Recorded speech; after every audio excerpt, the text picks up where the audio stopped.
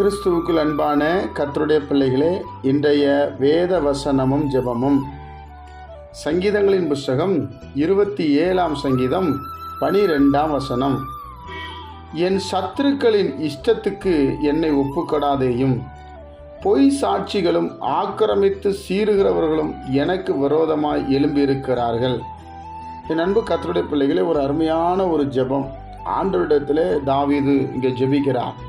என்ன ஜெபிக்கிறார்? என் சத்துருக்களின் இஷ்டத்துக்கு என்னை ஒப்புக்கொடாதேயும். சத்துருக்கள் என்றால் எதிரி. நம்ம எப்போ விழுவோம், எப்போ அழிவோம், எப்போ சாவோம் அப்படின்னு நினைக்கிறவங்க. அப்படிப்பட்டவர்களுக்கு என்னை ஒப்பு கொடுத்துடாதீங்கன்னு சொல்கிறார்.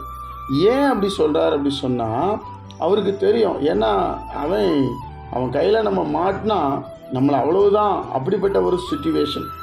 அதாவது நமக்கு தெரியும், நமக்கு விரோதமாக பேசுகிறாங்க, நம்மளை விட மேலே ஏறிட்டாங்கன்னா எப்போண்டா விழுவோன்னு காத்திருப்போங்கிற மாதிரி.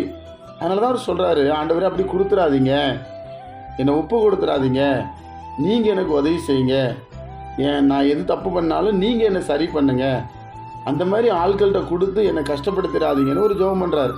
இப்போ நம்மளும் யோசிச்சு பாருங்களேன், நம்ம ஒரு சத்துருக்கிட்ட நம்ம மாட்டினா நம்ம நிலைமை என்ன?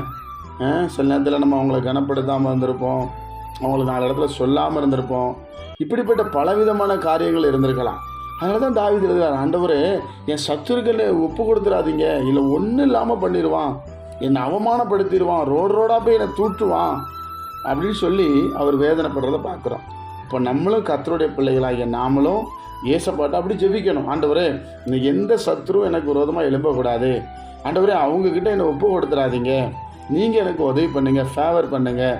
பொய் சாட்சிகளும் ஆக்கிரமித்து சீறுகிறவர்கள், அதாவது நமக்கு என்ன சீறி சண்டைக்கு வருவாங்க பாருங்கள்.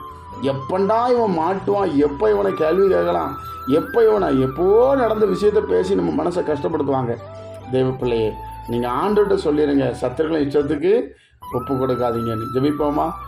பரிசுத்த பிதாவே, உம்முடைய குமாரன் இயேசு கிறிஸ்துவின் நாமத்தில் வருகிறோம். சத்துருக்களுக்கு இஷ்டத்துக்கு ஒப்பு கொடாமல் கர்த்தர்களை நடத்துங்க. இந்த நாள் எங்களுக்கு நீர் ஆசீர்வதித்து தரும்படி ஜெபிக்கிறோம். உயிர்த்தெழுந்த ஆண்டோடைய கரம் இப்பொழுது இறங்கி வரட்டும், சமாதானம் இறங்கி வரட்டும், சந்தோஷம் இறங்கி வரட்டும். இதை கேட்கிற ஒவ்வொருவரையும் ஆசீர்வதி. இயேசு கிறிஸ்துவின் மூலம் ஜெபிக்கிற நல்ல பிதாவே, ஆமென்.